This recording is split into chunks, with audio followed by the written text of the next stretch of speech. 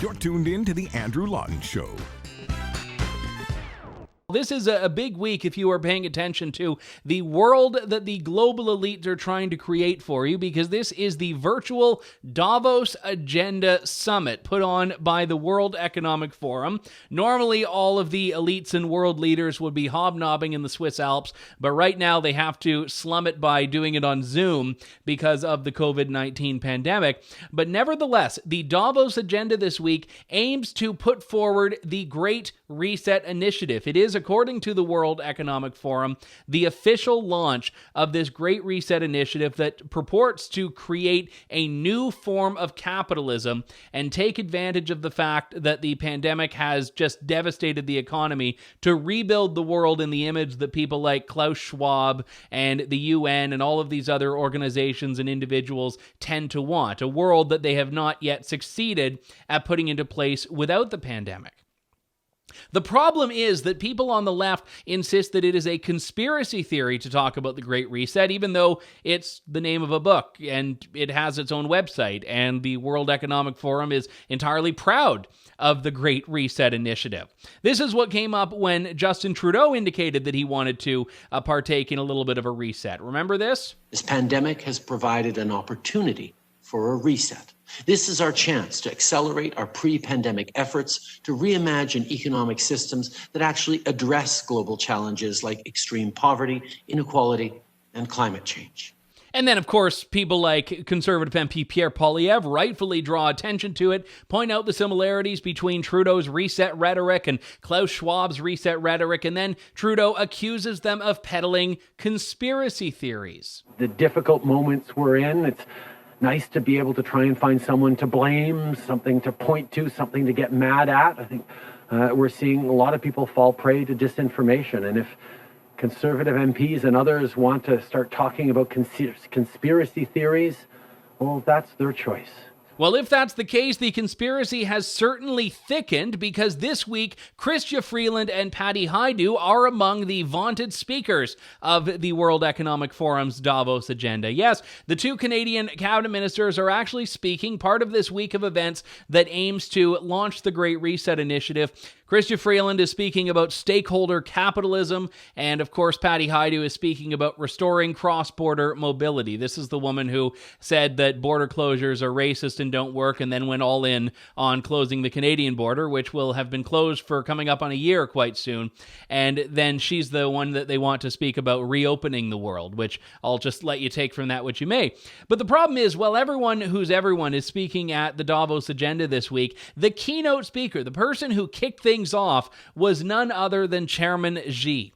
Yes, Xi Jinping spoke and actually tried to double down on the globalization and globalism that so many people are critical of in the World Economic Forum's mandate. And he actually took aim at the arrogant isolationism. He didn't call out Donald Trump by name, but you could tell it was an attack on Trump, and said that we need to go down even further the road of multilateralism and globalization and the UN-led international order. And he called for adoption of the UN Agenda 2030 and other things like this.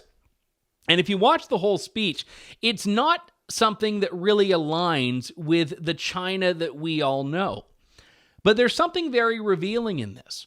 China knows it's running the world right now. China knows that this world order, which is not a conspiratorial term, that's actually what it is here, is working to its benefit. The liberal capitalist free market world order that was created by Western governments is something that China has been able to manipulate and maneuver its way into a great deal of success with.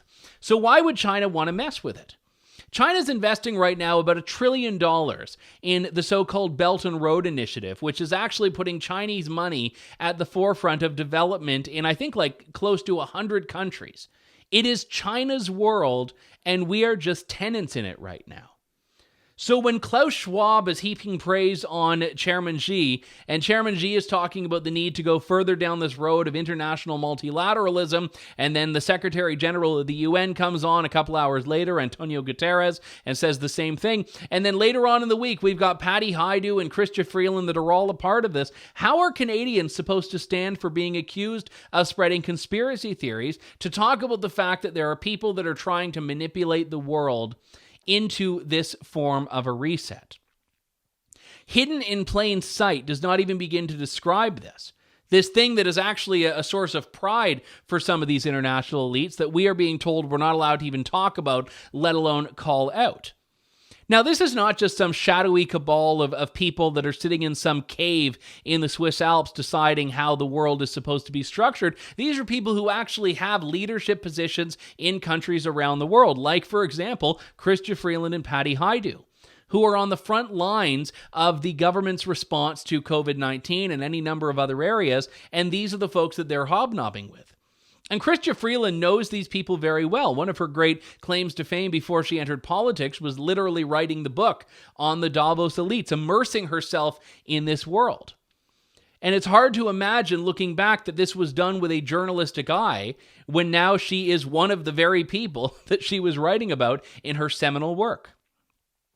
And again, I mean, the topics that Hajdu and Freeland were talking about were relatively banal. I mean, stakeholder capitalism, whoop-de-doo, and cross-border mobility, which is basically just saying, yes, we want to get the world moving again. I mean, there's nothing controversial on the surface about those.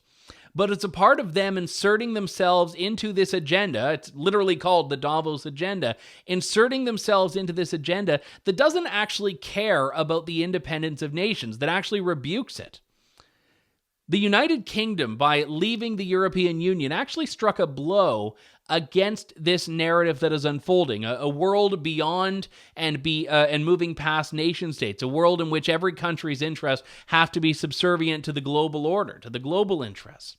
And it's not that we're heading towards one world government, it's that individual countries are increasingly interested in surrendering their own sovereignty to just do whatever the UN wants. And Justin Trudeau has these idealistic delusions, these delusions that, by the way, were disproven going as far back as like Woodrow Wilson in the early parts of the 20th century. And Justin Trudeau wants to just completely outsource all decision-making to the UN, to the World Health Organization. So no wonder Chairman Xi is happy with the world order, because the world order is the one that gave the WHO that refused to actually look at China's role in unleashing the COVID-19 pandemic. It's the world order that's allowing China to become such a powerhouse. The world order that is happy when Chairman Xi gets up there and talks about the Paris climate agreements, while on the other hand, actually committing genocide against Uyghur minorities and having labor camps and state executions. That Chairman Xi was not criticized. But no, to Klaus Schwab, it's all great because, yeah, he shares our goals of a world that's moving forward, leaping into progress, because if there is a one-world government, or even a de facto one-world government, it's going to be China that's at the helm of that. We are going to be covering this more and more. In fact, in May, the World Economic Forum is planning to have an in-person summit in Singapore, which they'd normally have, again, this week in Davos, but everything's a little bit wacky this year. And I actually hope to be there covering this, because we know that a lot of the benefits to the world leaders that go to these things are not the official sessions, but all the meetings that take place away from the cameras. And that's what we aim to see. But we're getting a little bit of a taste of it by watching the Zoom version of the Davos agenda this week. The agenda that is being written for you under the auspices of a great reset, but oh no, it's just a conspiracy. Thanks for listening to The Andrew Lawton Show. Support the program by donating to True North at www.tnc.news.